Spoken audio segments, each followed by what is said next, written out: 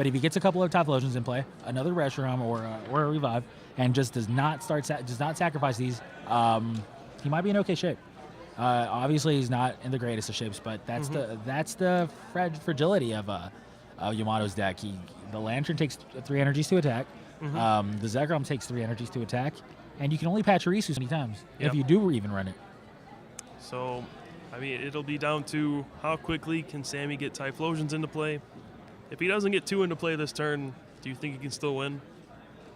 He'll be down 3 prizes at that point. I've seen stranger things happen, but they don't happen very often. Yeah. So we'll have to see. Yeah. Let's see. Well, actually, let's see. That was a roast reel right now. So, one time, get a couple of Typhlosions so we can make this a competitive game. Let me see if I can try to get some updates on the other matches. I will be right back, Kyle. Looks like they're all still going. I understand that. I will be right back, Kyle.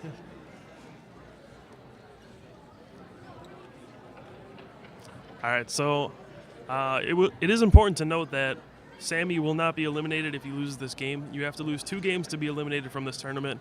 If you win 2 games, you advance to the top 4. If you lose 2 games, you're eliminated. So even though Sami loses this game, well, maybe he won't lose this game. We just saw a big change in the game here. He has 2 Typhlosions out, and he will be able to Blue Flare this turn and knock out that Zekrom. And I just got word that Yuta Komatsuda defeated Justin Sanchez in the first game of the Black Pod. Okay, wow. So our Japanese players are doing quite well so far. Oh, yeah. If Yuta and Yamato both win, then we're going to see a winner's bracket Black Pod finals between the 2 of them. Wow, that'll be interesting. That's amazing. And now Justin Sanchez is in the not very envious position of having to play against either Sami Sekkoum or Tsuguyoshi Yamato in the losers bracket. So the loser of Justin Sanchez against the loser of this match is going to be eliminated. Yeah. I mean, pretty simple format. 2 losses and you're out. Absolutely. 2 wins and you advance. So we'll see how this one turns out. Jason versus Dylan is also tied at 6 prizes apiece. So neither of these players has taken a prize yet, and we have got to be at least 15 minutes in, if not longer. Really? Oh yeah. It's 6 prizes apiece, and Full Up is up 2 prizes against Yassine, 4 prizes to 6. I was gonna say very similar to this, but it is very similar to this. I'm sorry. I thought for a second there, I thought Sami took a prize. Looks like our cameraman Dustin Zimmerman just got in the shot for a second. So let's see. Sami did get 2 Typhlosions out this turn. He does still have hope for winning this game. Yeah, that's exactly what he needed to do. Now the question will be, can he win this game? We'll see how Yamato responds. Well, let's see. Is it Yamato's turn right now? No. It's I thought it was still Sami's because he still has 6 he prizes just left. attached an energy. You're right. I'm sorry. I was taking a look at the notes. I'm still new to this. Give me a break. You're not that new. I've got the sound people making fun of me. I got Drew and Pramela just staring at me blankly and telling me to get out. It's terrible. Okay, so he's playing a defender on the Yon Mega to avoid a Blue Flare knockout. I don't know how successful he'll be because most Typhlosion lists run 3 to 4 plus powers. Yep. And actually, I just got another word. Jason is playing Vileplume Yon Mega. Still has 6 prizes left. And Dylan is playing Typhlosion, and he just took the first prize of that game.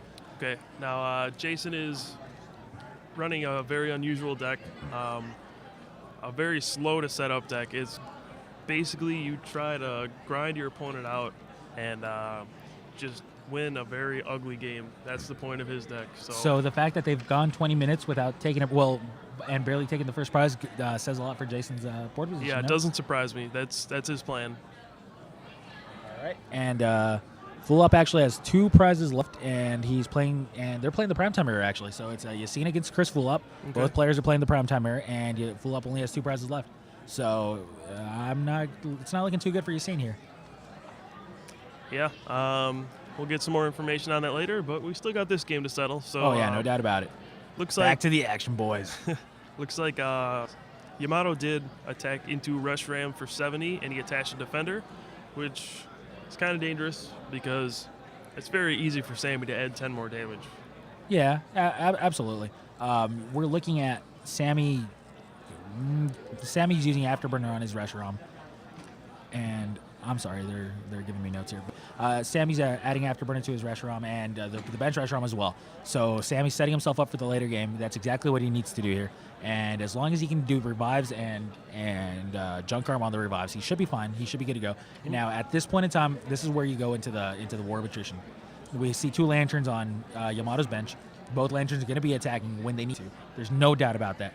However, we are going to be looking at 2 instant one-shots right after they attack. So they're going to be trading. But the problem is that Lantern takes at the very least 2 turns to power up, unless you use the Pachirisu engine. But 2 turns to power that up, while the Reshiram can be powered up immediately thanks to the 2 Typhlosions. Yeah, I mean, it's going to be a close game. Yeah, no doubt about it. Nobody's out of this one yet. We just got word that Full Up has won his game against Yasin, so he will be 1-0, and Yasin will fall into the losers round. Sounds good. We have got the first for the first winner of the red bracket, and it looks like it's still going to be a while before we see the other winner between the Dylan versus Jason match. Yeah, Jason taking complete advantage of this no time limit in the round. Oh, really? Yeah. Well, that's fine with me. I got all night. I don't need to sleep. All right, so looks like Sami did knock out the Yan Mega, which is expected. Yeah, absolutely. So we'll have to see how Yamato responds here. Actually, Yamato's actually thinking here. He actually reversaled the lantern with 2 lightning on it and knocked it out. Yes, he did. Okay. I was going to mention that, but Yeah. Obviously we started talking about the Jason thing. Yeah, reversing that lantern was unbelievably crucial. I can't begin to explain how much that is. That is one less trade-off that Sami has to go through, and Sami's playing it perfectly, obviously as he should be. Yeah, that's one way to come back. Correct. And now we just saw a reversal on Yamato's side, right? Mm-hmm. Yep. He reversals out Typhlosion, and he'll play a Judge. And I don't know. Looks like Yamato got a good plan here. He's going to reversal out the Typhlosion, and then knock out the bench Reshiram. So it'll make it so Sami can't use Blue Flare this turn. Yeah. Well, that's true. That's actually true. We don't see a Cyndaquil on Sami's bench. Yeah, the only way he'd be able to pull that off is if he ran a switch. Even if he played it, unlikely that he draws it off a Judge. So we'll see what happens. Very smart play. Yeah. We saw Sami make a smart play, and then Yamato's like, "Oh yeah, well I got one of those too, buddy. What else you got?" Yep. 2 world-class players here, no doubt. So this is an awkward spot to be in if you're playing Typhlosion. You have Typhlosion stranded active with no energy, and you're just figuring out what do you want to do. Do you want to just charge up your Reshiram and pass and risk it being reversaled? Or do you want to attach the Typhlosion, hit him for 70, and then have to deal with Yan Mega dealing 70 to you? Which one do you want to encounter? Well, C. I will go with C. What's that, having a switch? No. Pass. I think that's a very bad option. That's why I'm not playing in the Invitational, Kyle. The other thing he could do is put 1 energy on the Reshiram, 2 on the active Typhlosion, and then pass. That is an option. I don't know if that's a good option, but it's an option. No, I don't see that as being the possible option. Obviously, at this point in time, maybe you just want to eek. I don't know, man. See, the Get problem, yourself out of there. The problem that Sami has here is he had to discard 2 Typhlosions early on. Exactly. So if this Typhlosion gets knocked out, he's left with 1 for the rest of the game. Exactly. And he won't be able to charge up a stream of Reshirams throughout the game.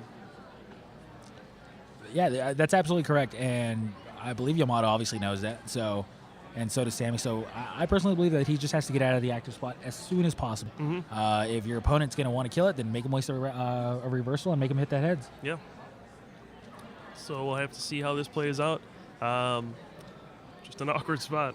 Yeah, I don't. And Sami just passed, so I don't see. Honestly, at this point in time, I really don't see Sami winning this game. Really? I think there's still hope. I mean, once it's down to just Leon Megas, I mean, they can't do much against Reshiram. But, yeah, we'll see if Yamato can get anything else into play. He did just play a Judge last turn, so his hand is small. So his options might be limited. No, while this is true, we have to remember that even though his options are limited, he plays a deck that revolves around the fact that he's not going to have any power draw. He already knows this. His deck is supporter based, so he should be able to get out of these Judges more often than not. Yeah, hopefully. But you know, there's always that chance you draw dead off a Judge. Oh, absolutely. It happens with every deck. So we don't know what's in his hand right now, but we'll find out soon. Yeah, we're looking at his discard pile, however, and his discard pile's pretty full. Yeah, he's also taking a look at Sami's discard pile. Yeah, that's what I meant, Sammy's. Yeah. My apologies. Well, his discard pile's laid out pretty nicely too for us. Yeah, he's a very kind guy. Very kind of. He knows how to play for the cameras. And actually, that's another thing is Yamato is a very, very charismatic individual. I don't know if anybody's met him, or if you guys have met him or not. But this guy plays for the crowd. He gives the peace sign all over the place. That's his trademark. Yep. And he's just an overall charming, happy guy. I saw a video of him earlier today, and he was dancing around in the Worlds competition. When it was over, they had some music going. He was dancing around, having fun with everybody. He's a colorful guy, and I love it about him. I actually had a chance to have an interview with him yesterday. I thought you were going to say I had a chance to dance with him like yesterday. No, not quite. But I interviewed him yesterday, and he's just someone who loves the game. That's all it is. He loves being at the World Championships. He loves Pokemon, and he's just here for fun. He's just here to share his passion with everybody else, just like us, and I really admire somebody like that. Yeah, and this is another good time to mention that we should really admire all 8 of these competitors. They were invited here, but they were by no means forced to play, and they all took the time out of their excellent nights. Which, I mean, obviously we only have so many nights here to spend with our friends, and the fact that they're spending them here with us and with you guys, it says a lot to their character. And all 8 of these guys are class acts, and I couldn't be more proud of them, and I couldn't be more happy for the way that this is turning out, because again, they did not have to be here, and they're doing this out of the goodness of their hearts, so thank them very much. So it looks like Yamato didn't do anything we thought he would do. He actually hit the Reshiram on the bench for 40, which puts Sami in quite a fine position. Well, Yamato, like we said, is a world-class player, so I'm sure that he did that for a reason. He probably doesn't look like he had another energy, so he couldn't attack with Lantern. Okay. And so now he's in a bit of trouble. I guess you were right about the whole Judge not always working out for you thing. It happens every once in a while. Oh, yeah, absolutely. Now, just so everybody knows, Jason has 5 prizes left, and Dylan has 3. So this game is, obviously it's taking a little longer, just like the Yamato versus Sami game. The other 2 games are complete. Or actually, I guess Yassine versus Chris is not complete yet. However, it's looking to be that way pretty soon. And yeah, these games are going to be taking a little longer. They are untimed. That way we can have the exact winner of the match. That obviously goes in favor of the slower decks. But still, we want to see which deck would end up winning with no time constraints. None of that. We're not the official Pokemon TCG team. Yeah. We are just here, fans of the game, just wanting to see who would actually win these things. Yeah, definitely. Yeah, it looks like Yamato failed a reversal here. Yes, he did. He's probably trying to target a Typhlosion or something to get a cheap prize.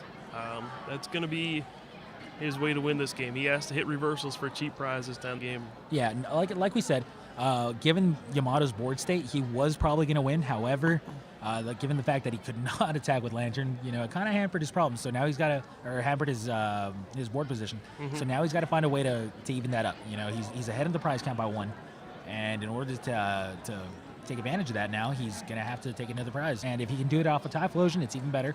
However, if he can't, he's gonna settle for anything. I guarantee you. Now, the way it's looking right now is that he only has 1 card in his hand, and he hasn't played an energy, and he's playing a communication, so he's gonna have to eke. Yeah, that's exactly what it is. He can't match Sami's hand size, so oh, there's a Juniper. Never mind. Well, he's better than me. Don't you look dumb? Yep. All right. Well, he's now got a Juniper, a fresh hand of 7. I don't exactly know Sami's hand size, but it doesn't seem like it would be anywhere near 7.